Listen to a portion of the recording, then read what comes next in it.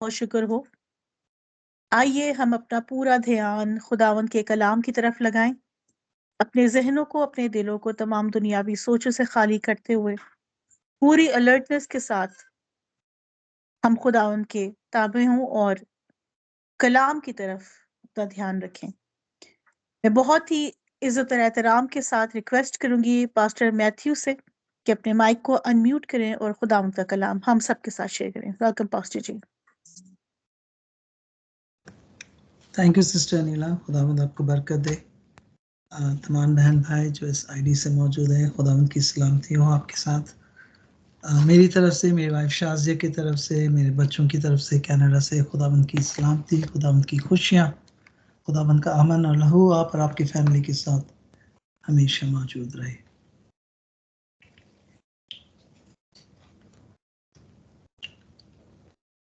आज की इबादत हम अनिला के डैडी मिस्टर यूसुफ जगह की ज़िंदगी और जिस तरह उसने खुदावंद को अपनी ज़िंदगी दी है। मुझे रात को ही शाजिया ने बताया था, क्योंकि शाजिया जॉब करती है और फिर मैं भी, हालांकि मेरा पैगाम तैयार था खुदावंद ने जो, मगर शाजिया ने कहा कि पास्टर ने कुछ आपको मैसेज भेजा है तो उसके मुताबिक आप करें।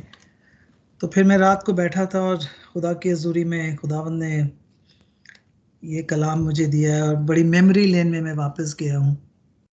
और खुदावंद फिर हमारे दिलों पर बोझ डालता है जब हम करते हैं।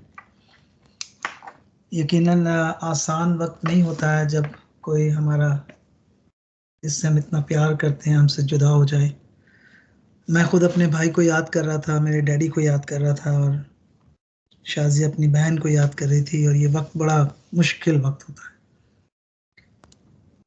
खुदा ने मुझे यूहन्ना की अंजील उसके 11 बाब से कलाम दिया है और इस पर हम गौर करेंगे। मैंने खुद अपनी ज़िंदगी पर गौर किया है और खुदा हमें मौका देता है कि हम अपनी ज़िंदगियों पर गौर करें। यूहन्ना की अंजील उसके 11 बाब और उसकी कुछ आयतें मैं पढ़ूंगा। शायद इससे काफ़ी लोग वाकिफ़ होंगे। ये वो लाज़र का वाक़या है जहाँ पे खुदावंद लाज़र को, जो 4 दिन का मुर्दा है, खुदावंद उसे ज़िंदा करता है। और आज हम उस पर गौर करेंगे और खुदावंद हमसे हमारी ज़िंदगी में क्या बोलेगा। यूहन्ना की अंजील उसके 17 बाब से मैं कुछ आयतें पढ़ूंगा, उसके 17वीं आयत से पढ़ूंगा। पूरे आयत हम नहीं पढ़ सकेंगे। खुदा के कलाम में लिखा है, बस यस्सु को आकर मालूम हुआ कि उसे कब्र में रखा 4 दिन हुआ।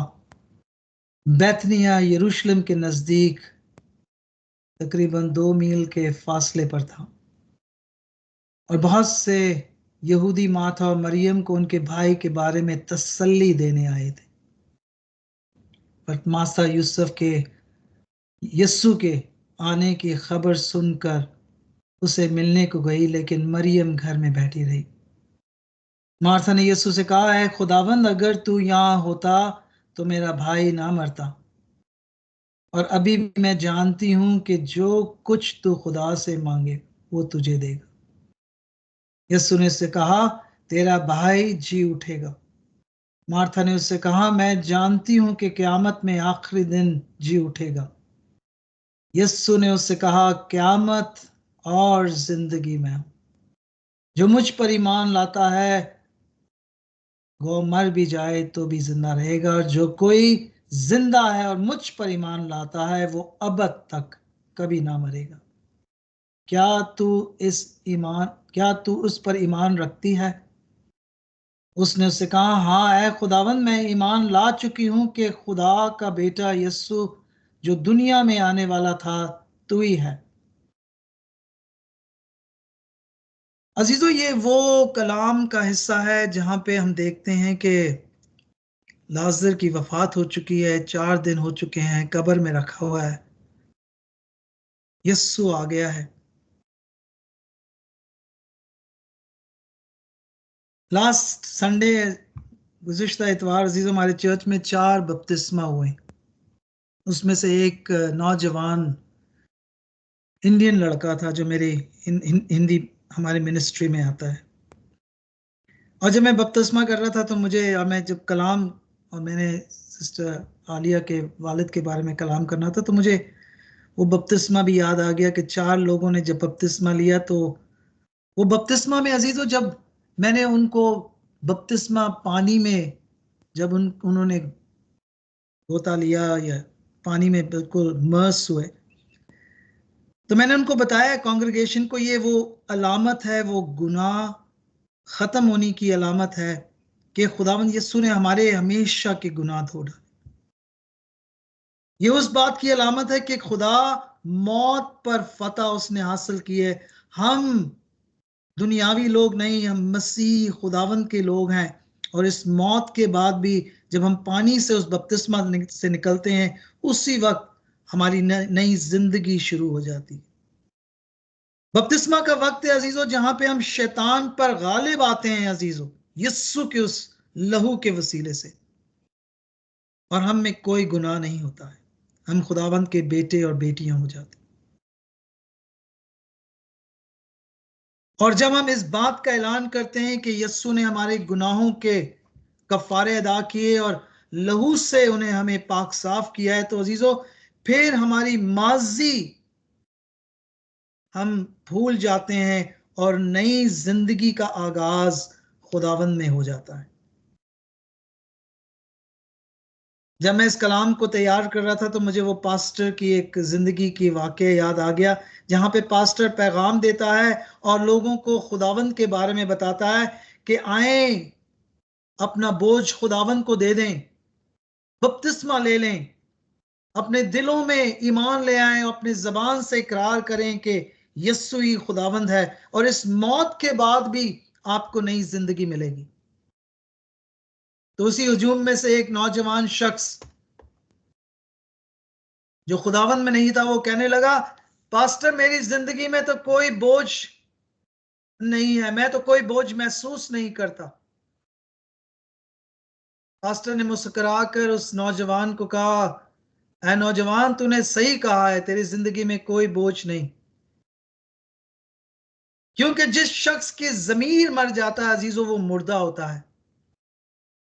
और मुर्दे को अगर आप किसी कब्र में डाल दें और जितना भी वजन उसके सीने पर रख लें, उसको बोझ का महसूस, उसे कोई बोझ महसूस नहीं होता है अजीज। क्योंकि जब इंसान अपने जमीर को खत्म कर देता है अजीजों, उसकी जिंदगी में कोई बोझ नहीं होता। जब लाजिर उस कब्र में बैठा था, पड़ा हुआ था, तो अजीजों ये ऐसा शख्स है कि उसके बारे में आप कुछ भी कह लें, उस शख्स को कोई अब फर्क नहीं पड़ेगा। आप उसको बुरा भला भी कह दें, उस शख्स की जिंदगी में कोई फर्क नहीं पड़ेगा। लाजिर मर चुका है अजीजों। ये वो हकीकत है जो हर इंसान, मैंने, आपने, सब ने इससे गुजरना है। मर देखे, मौत में भी यस्सु हमारी जिंदगी में आता है, और इस मौत में भी खुदावंद हमें पैगाम देता है। जब यस्सु आज इस कलाम के वसीले से जब कब्र पर आएगा, तो मार्था को उस कब्र पे जब वो ले, मार्था उसे लेकर जाएगी, तो यस्सु उसे कहेगा कलाम के वसीले से, इस पत्थर को हटा दें इस कब्र से। ये पत्थर अजीजों हमारी जिंदगी में वो बोझ है जो खुदावंद यीशु मसीह निकालना चाहता है। बट माता कहती है, ऐ खुदावंद, तू नहीं जानता कि लाजर को 4 दिन हो चुके हैं मरकर, अब तो जिस्म से बदबू आने लग गई होगी। खुदावंद, हम वो पत्थर अपनी जिंदगी से हटाना नहीं चाहते हैं। हमारी जिंदगी में वो बोझ और गुनाह हम अपनी जिंदगी में रखना चाहते हैं, वो पत्थर को हटाने का हम मौका नहीं देते हैं, क्योंकि ये पत्थर हमारी जिंदगी में वो गुनाह, वो फरेब, वो हमारी हवस, नफरत, हसद, जिना, हर किस्म के गुनाह, ये पत्थर हमें ढांप कर रखता है। यही वजह है अजीजों, सबसे पहले जब यस्सु हमारी जिंदगी में आता है, तो हमें पत्थर हटाने के लिए कहता है।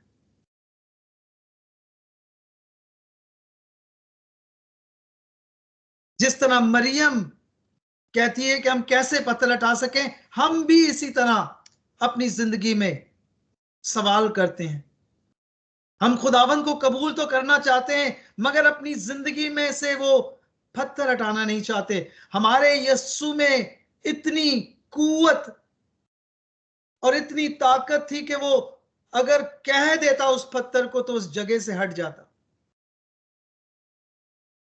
वो खुदावन जिसने कायनात को खल्क किया, मती की अंजील उसके 17 बाब उसकी 20वीं आयत में फरमाता है, और उसने उससे कहा कि ईमान की कमी की सबब से, क्योंकि मैं तुमसे सच कहता हूं, अगर तुम राय के दाने के बराबर भी ईमान होगा, इस पहाड़ से हटने को कह दें तो वो सरक जाएगा, अपनी जगह से हट जाएगा।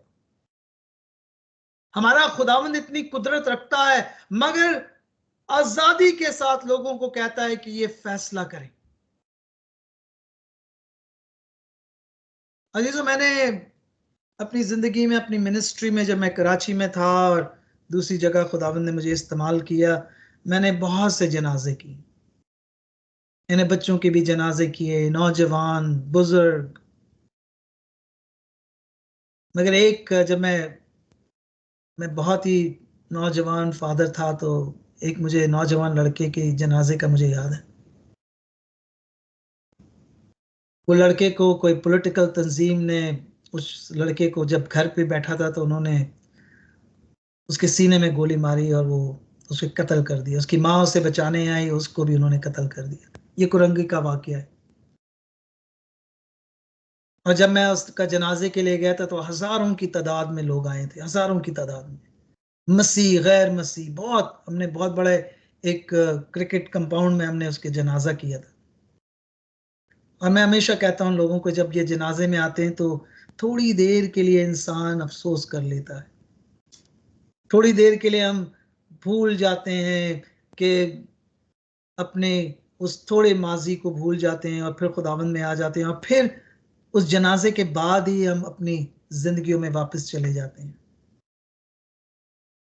इसलिए क्योंकि इंसान अपनी जमीर को, उसने वो अपने जमीर से, जिसको मैं कहता हूं वो अपनी जमीर से बिल्कुल हट गया। अजीजों, हमने अपनी जमीरों को खत्म कर दिया है। मगर आज कलाम के जरिए खुदावंद हमें वो पत्थर एक बार फिर हटाने के लिए कहता है। जब तक अजीजों हम पत्थर को ना हटाएं अपनी जिंदगियों से, अपनी गुनाहों को, अपनी बोझ को, अपने उस बदबूदार गुनाहों को हम छुपाए रखेंगे, हम खुदावन के नजदीक नहीं आ सकते हैं। मुझे यकीन है कि अजीजों, जब मिस्टर यूसुफ जगह ने अपनी जिंदगी दी होगी खुदावंद को, उसने ये फैसला किया होगा। और ये फैसला बड़ा इंपॉर्टेंट है। हम कलाम सुनते हैं मगर फैसला करना बड़ा इंपॉर्टेंट है। यस्सु अजीजों इस दुनिया में मौत से हमें निकाल कर हमें अपनी जिंदगी की तरफ लेकर जाना चाहता है। यूहन्ना की अंजील उसके 10 बाब 10वीं आयत में लिखा है, चोर नहीं आता मगर चुराने, मार डालने और हलाक करने को। मैं इसलिए आया हूं, यस्सु इसलिए आया कि वो जिंदगी पाए और कसरत की जिंदगी पाए। मैं हमेशा इस आयत पर गौर करता था, जिंदगी बल्कि कसरत की जिंदगी। अजीजों, ये जिंदगी और कसरत की जिंदगी क्या है? जिंदगी खुदावन ने लाजर को दी थी, मगर कसरत की जिंदगी उस वक्त आती है जब मैं और आप फैसला करते हैं यस्सु के साथ चलने के लिए। ये वो अपनी जिंदगी जी है जो यस्सु देने आया है।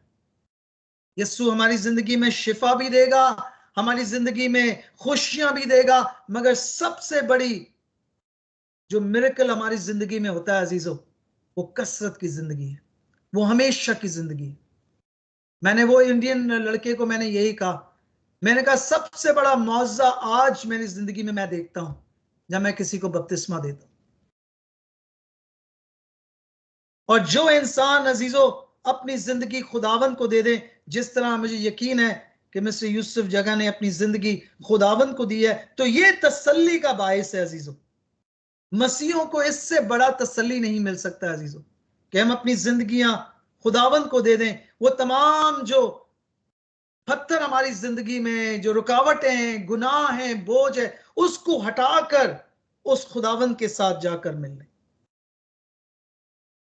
खुदावन के कलाम में हम पढ़ते हैं कि बैतनिया का शहर,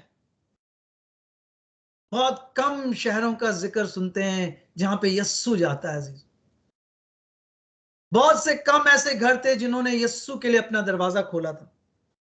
बहुत कम ऐसे घर थे जिन्होंने यस्सु से प्यार किया, मोहब्बत की। खानदान जो यस्सु के खाने और आराम की जगह तैयार करते हैं, कलाम सुनने के लिए तैयार करते हैं। जिक्र है लाजर का, माथा का, मरियम का। ये वो खानदान है जो खुदावन से जुड़े हुए हैं, खुदावन से मोहब्बत करने वाले लोग हैं।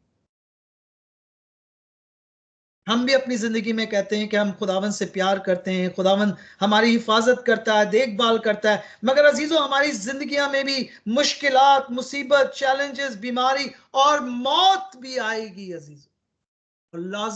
और मरियम और मार्था की फैमिली और जिंदगी में भी मौत आई। खुदावन से प्यार करने वाले लोग, खुदावन से इतने करीब, खुदावन के कलाम के सुनने वाले, अमल करने वाले, खुदावन की परस्तिश, हम्दो सना, यस्सु से मोहब्बत करने वाले। मैंने बहुत से दफा कभी कभार लोगों को देखा है जब जनाजे पे आते हैं कि खुदावन से हमने कितना प्यार किया है। जनाजे के वक्त कहते हैं कि ये अच्छा नहीं हुआ है, ये क्यों हुआ है, सवाल करते हैं। माथा और मरियम भी सवाल करते हैं, खुदावन अगर तू यहां होता तो ऐसा ना होता, खुदावन तूने देर कर दी। खुदावन हमारी जिंदगी में अजीजों जब मुसीबत, मुश्किलात आते हैं तो हम भी यही सवाल करते हैं। ये मौत अजीजों हर एक की जिंदगी में आएगा, वो मसीह हो, गैर मसीह हो। अजीजों जब बारिश गिरती है तो अजीजों बारिश सब पर गिरेगी अजीजों, मसीह और गैर मसीह। जो यीशु से प्यार करते हैं, जो यीशु से का इनकार करते हैं, उन पर भी जब सूरज निकलेगा तो रोशनी की तपश और रोशनी सब पर पड़ेगी अजीजों। मौत से अजीजों कोई अपना मुंह नहीं चुरा सकता। मगर इसके साथ साथ लोग हमारे खिलाफ भी होंगे।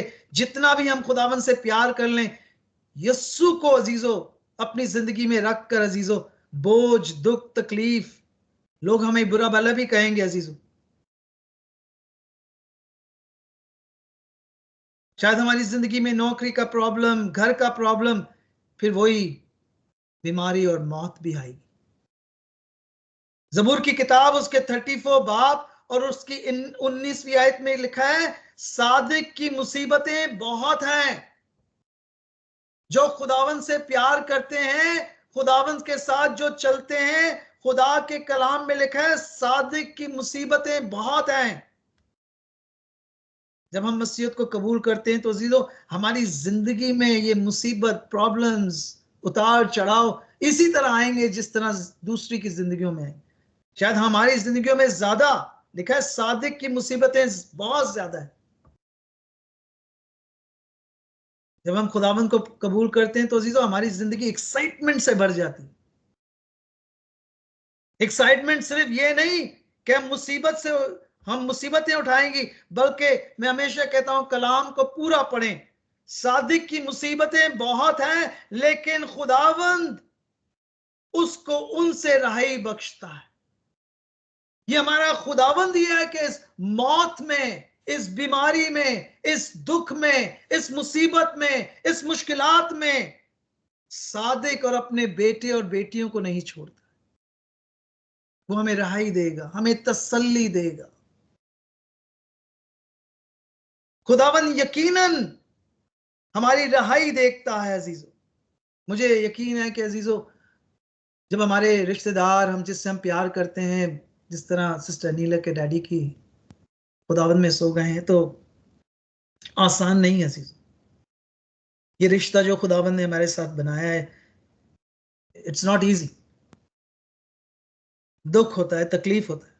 मैं और मेरी वाइफ रात को बात कर रहे थे जब उन्होंने पास्टर की मुझे मैसेज दिया था। उन्होंने कहा, पास्टर ने कहा था कि कुछ इस तरह का कलाम रखना जहाँ पे आप सिस्टर अनीला के डैडी को भी याद करें। तो जब मैं और शाजिया बैठे थे तो मैं अपने भाई को याद कर रहा था, मेरे बड़े भाई। शाजिया अपनी बहन को याद कर रही, जो जवानी में ही खुदावंद में सो गई। मेरा भाई भी जवानी में ही खुदावंद में सो गया। मेरे भाई अजीजों, 2 जुलाई 1990 में, मेरे बड़े भाई का नाम फ्रांसिस था, बहुत ही मशहूर जिसको कहते हैं म्यूजिशियन था, टीवी स्टेज परफॉर्मेंस, हजारों की तादाद में अजीजों। और 2 जुलाई 1990 में अजीजों 32 साल की उम्र में अजीजों खुदावंद में सो गए। मेरा भाई जवान, उसकी वाइफ मेरी भाभी जवान, 2 छोटे छोटे बच्चे। और जिस तरह मरियम और माता पूछती है खुदावंद तू कहां है, मेरे भाइयों ने भी यही पूछा, मैंने भी अपने दिल में ये पूछा, खुदावंद क्यों, कहां है तू खुदावंद। हम भी इसी तरह मसीह थे अजीजों, चर्च जाना और मजहबी अजीजों, कलाम इतना हमें इतना नहीं पता था, मगर अजीजों हमें पता है कि खुदा रहाई देता है अजीजों। लोग मुझसे पूछते हैं कि भाई का अफसोस, मैंने कहा अफसोस होता है, दुनियावी तौर पर अफसोस होता है, मगर हम इतने पढ़े लिखे फैमिली, हम जब बड़े हो रहे थे जवानी, मैंने मास्टर्स किया था, मेरे भाई ने मास्टर्स किए थे, कोई एजुकेशन में, कोई इंजीनियरिंग में, और हम पैसे और दौलत और हम आगे बढ़ना चाहते थे दुनिया में, मगर खुदावंद के काम कुछ और होते हैं। शायद हम अगर पैसे में दौलत में अगर आगे चले जाते हम खुदावंद से बहुत दूर हो जाते हैं। आज भी जब हम भाई लोग बैठते हैं तो हम सोचते हैं 2 जुलाई 1990 में जब मेरे नौजवान बड़े भाई की डेथ हुई तो अजीजों क्यों और क्या, हमें जवाब नहीं आ रहा। हम सवाल करते रहे मगर कोई जवाब नहीं मिला। मैं सेमिनरी की तरफ से चला गया और ये आयत मेरी जिंदगी में आई अजीज, यूहन्ना की अंजील उसके 11 बाब और 21 आयत में, जहां पे मार्था यीशु से कहती है खुदावन तू कहां था, अगर तू यहां होता तो मेरा भाई ना मरता। और यीशु उसे तसल्ली देता है और कहता है कि यीशु ने उससे कहा तेरा भाई जी उठेगा। माथा ने उससे कहा मैं जानती हूं कि क़यामत में आखिरी दिन जी उठेगा।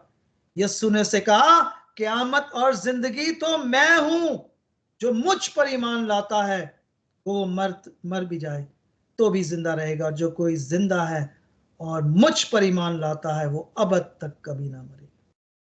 अजीजों ये वो तसल्ली की आयत थी मेरी जिंदगी में, जहां पे मुझे यकीन हो गया था कि यस्सु हमारी जिंदगी में मरकज होगा। इस गम में भी अजीजों हमने वो फैसला किया था।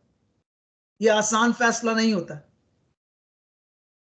मगर खुदावंद हमें वो फजल देता है, हमें तसल्ली देता है, हमें वो रहाई देता है और हमें आगे लेकर जाता है अजीजों। और इतने सालों के बाद 2 जुलाई 1990 में मेरे पहले बड़े भाई ने खुदावंद को जिंदगी दी, फिर मेरे छोटे भाई ने दी। ऐसे करते करते हम 5 भाई खुदावंद में, उसके साथ उनकी वाइफ्स और उनके बच्चे, और चौथी नस्ल तक अजीजों खुदावंद ने हमें निजात दी। उसके फजल से खुदावंद ने हमें बचा कर रखा। वरना अगर मौत दुनियावी तौर पर देखे तो हमें दुख है अपने भाई का, बड़े भाई का, मगर उस मौत के वसीले से खुदावंद ने हमें ना सिर्फ जिंदगी दी बल्कि कसरत की जिंदगी दी। हम खुदावंद का शुक्र करते हैं।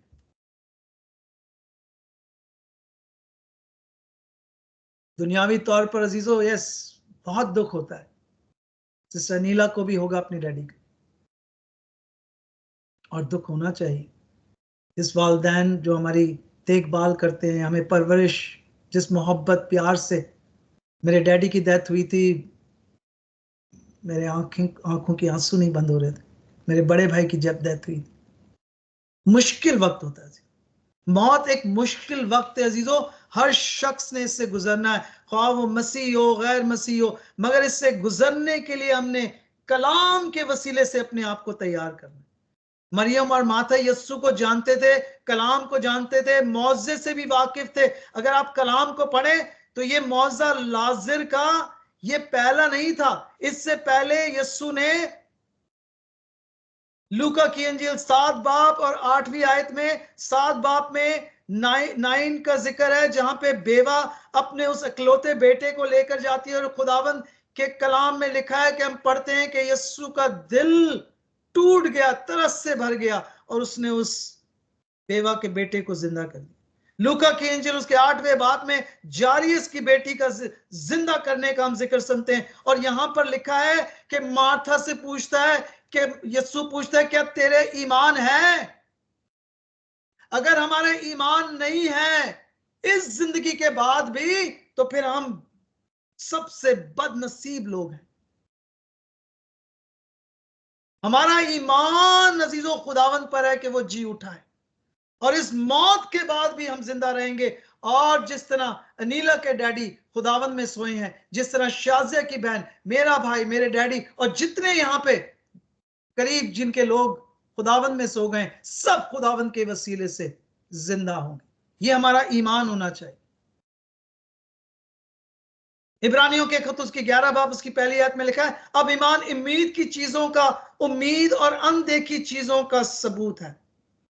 उम्मीद और अकीदा क्या होता है? भरोसा, तवक्कुल। अनदेखी चीजें हमने देखी नहीं है, मगर हम यकीन करते हैं। मैं सवाल करता हूं लोगों से, क्या आपने यीशु की पैदाइश को देखा है? मौजे करते हुए देखा है? अंधों को बीना करते हुए देखा है? लंगड़ों को चलते हुए देखा है? बीमारों को शिफा देते हुए देखा है? बदरूं को निकालते हुए? मगर हम ईमान रखते हैं कि उसने किया ऐसा।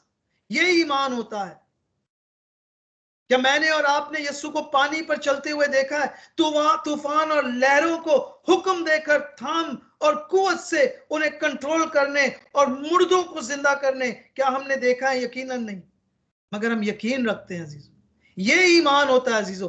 अनदेखी चीजें, क्या आपने यीशु को सलीब पर जान देते हुए देखी? मैंने देखा है क्या? क्या हमने उसकी अजियत, सलीबी मौत और फिर दोबारा जिंदा होने को देखा है? हरगिज नहीं, मगर हम ईमान रखते हैं कि हमारा खुदावन जिंदा खुदा है, मुर्दों में से जिंदा हुआ है अजीजों। यीशु की सलीबी मौत, उसके जख्म, उसके लहू, उस पर हम ईमान लेकर आते हैं। हम वो मसीही लोग हैं। जब यीशु की मुलाकात तोमा रसूल से हुई तो यूहन्ना की इंजील 20वीं आयत में लिखा है तोमा वहां नहीं था। यीशु दोबारा आया। तोमा ने कहा जब तक मैं यीशु के जख्म को ना देख लूं, उसकी पसलियों में हाथ ना डाल दूं, मैं ईमान नहीं लेकर आऊंगा। ईमान अजीजों अनदेखी चीजों का है। हम मसीहों का ईमान है कि यीशु मुर्दों में से जिंदा हुआ है। ये हमारी बुनियाद है अजीजों मसीहों की। यीशु फिर आता है, तोमा को कहता है, तोमा मैं तेरे सामने हूं, मेरी पसली में हाथ डालकर देख लें, मेरे जख्म को हाथ लगा लें। तोमा जवाब देता है, ऐ मेरे खुदावंद, ऐ मेरे खुदा। उसने कहा, तोमा तूने देखकर ईमान लाया है। मुबारक है वो लोग, मैं और आप तोमा और रसूलों से भी ज्यादा मुबारक है, क्योंकि हमने यीशु को जिंदा होते हुए नहीं देखा, मगर फिर भी हम ईमान लेकर आते हैं। हालेलुया। खुदावंद अजीजों, हमें ईमान की बदौलत से आज यकीनन सिस्टर अनीला को दुख और तकलीफ होगा, इस जुदाई हम मिस करेंगे। मैं अपने भाई को मिस करता हूं अभी भी, मगर खुदावंद की तसल्ली का पैगाम देखें। मरियम और माथा गमजदा है, रोते हैं, परेशान है। खुदा के कलाम में लिखा है यहूदी लीडर, रिश्तेदार तसल्ली देते हैं। यह बड़ा मुश्किल वक्त होता है दुनियावी रिश्ते में। लोग आते हैं, भाई बहन, मौत के वक्त। मेरे वालिद की जब वफात हुई थी, शाजिया की बड़े बहन की, यकीन 28 साल का बड़ा एक वो वक्त होता है, गुजरना बड़ा मुश्किल होता है अजीजों, गमजदा। यकीनन सिस्टर अनीला के भी फैमिली, उनके रिश्तेदार उनकी डैडी के वफात पर गमजदा होंगे। ये आसान नहीं है अजीजों। माथा मरियम भी गमजदा है, उनके भाई के लिए रोते हैं। मगर खुदा का कलाम देखें, कितनी तसल्ली का कलाम है। जिस वक्त यस्सु उनकी जिंदगी में आता है, वो सब चीजों को छोड़कर, रिश्तेदारों को छोड़कर, तो आपके लीडर्स और तमाम जो फक्की फरीसी उनको छोड़कर यस्सु के साथ जाकर मिल जाते हैं। और खुदा के कलाम में लिखा है उनके आंसू खत्म हो जाते हैं। खुदावन जब हमारी जिंदगी में आता है, खुदावन तसल्ली लेकर आता है अजीजों। हमारी जिंदगी से हमें रिहाई देता है, हमें दुख, परेशानी, मुसीबत, ना सिर्फ ये बल्कि हमें मौत से रिहाई देता है अजीजों। ये सिर्फ चीजों की बात नहीं है, बल्कि मौत में खुदावन तसल्ली देता है। यीशु जब मरियम और मार्था की जिंदगी में आता है तो अजीजों लाजर की मौत के गम में निढाल है अजीजों।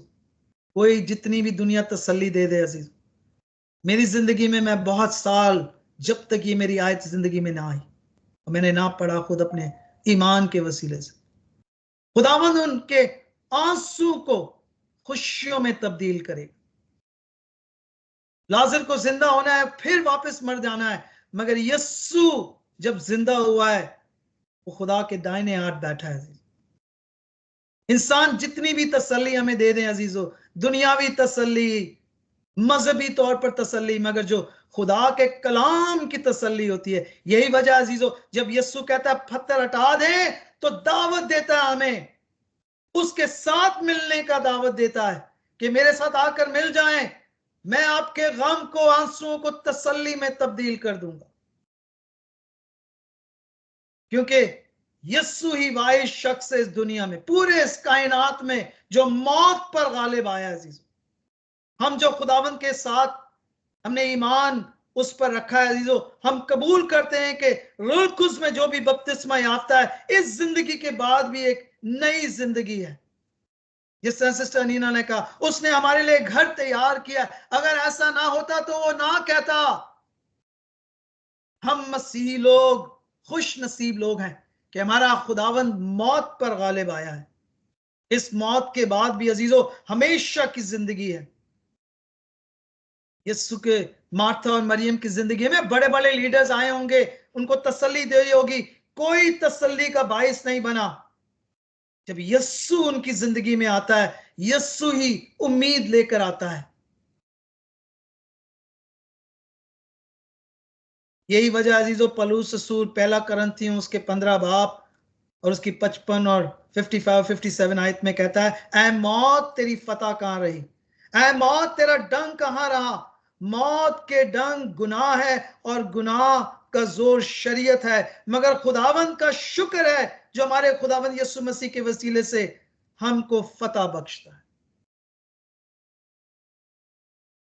आज मैं सिर्फ कलाम के वसीले से सिस्टर अनीला को उनके डैडी के बारे में बताना चाहता हूं कि नई जिंदगी में आपके डैडी हैं। खुदावंद हमारे आंसू को पोंछता है अजीज, हमें तसल्ली देता है। यस, दुख होता है, खुदा के कलाम में लिखा है यस्सु ने भी आंसू बहाए अपने अपने दोस्त लाजर के लिए। यस, बहुत मुश्किल टाइम होता है, आसान नहीं होता है, मगर खुदा का कलाम हमें उम्मीद देता है, खुदा का कलाम हमें हौसला देता है। खुदा का कलाम ही है जिसके वसीले से खुदा हमारे उस ईमान को देखना चाहता है कि किस ईमान से हम खुदावंद में आगे बढ़ना चाहते हैं।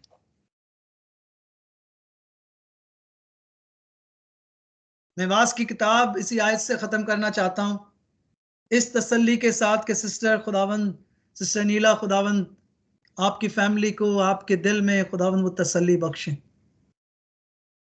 वो हौसला दे जिस तरह उसने मरियम और माथा को दिया है। खुदावंद वही हौसला सबको देता है। खुदा के कलाम पर ईमान रखें। यस, मुश्किल वक्त होता है, किसी का बिछड़ना आसान नहीं है, खास तौर पर जिससे हम प्यार करते हैं। वास की किताब में लिखा है हर एक चीज का वक्त होता है अजीजों, मरने का, जीने का वक्त है, मातम करने का एक वक्त है। हम जरा कलाम से सुने वास की किताब उसके 3 बाब, इसी से मैं आयत खत्म करूंगा, कलाम को खत्म करूंगा।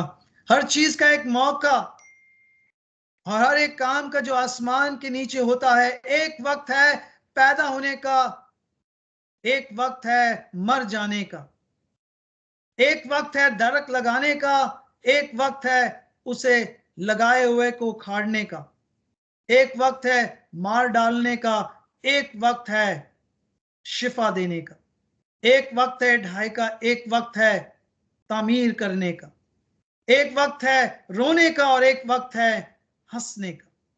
एक वक्त है गम खाने का, एक वक्त है नाचने का, एक वक्त है, एक वक्त पत्थर फेंकने का है और एक वक्त पत्थर उठाने का। एक वक्त है कि हम आगोश का, एक वक्त है कि हम आगोशी से बाहर रहने का। एक वक्त है हासिल करने का और एक वक्त है खो देने का। एक वक्त है रख छोड़ने का और एक वक्त है फेंक देने का। एक वक्त है फाड़ने का और एक वक्त है सीने का। एक वक्त है चुप रहने का, एक वक्त है बोलने का। एक वक्त है मोहब्बत का और एक वक्त है अदावत का। और खुदावंद हमें वो तसल्ली देता है। यस, हम इस वक्त से गुजरेंगे, मगर खुदावंद हमें तसल्ली देगा, खुदावंद हमें रिहाई देगा। मेरी दुआ है कि आज जब हम अपने भाई यूसुफ जगह को याद करते हैं, हम उनकी फैमिली के लिए भी दुआ करते हैं, सिस्टर नीला के लिए, कि खुदावंद उन्हें तसल्ली दे, कि खुदावंद ने जिस तरह हमारी जिंदगी में उम्मीद वो लेकर आया है, वही उम्मीद में हमेशा सिस्टर अनीला और उसकी फैमिली हमेशा ईमान में मजबूत रहें। उस ईमान में कि जिस बपतिस्मा में हम खुदावंद के साथ एक हुए हैं, खुदावंद उसी बपतिस्मा में हमें फिर इस मौत के बाद भी दोबारा जिंदा करेगा। हम खुदावंद का शुक्र करें इस कलाम के लिए, और खुदावंद का शुक्र करें कि खुदावंद ने हमें इस कलाम के वसीले से ना सिर्फ जिंदगी दी है, बल्कि इस कसरत की जिंदगी दी। आमीन।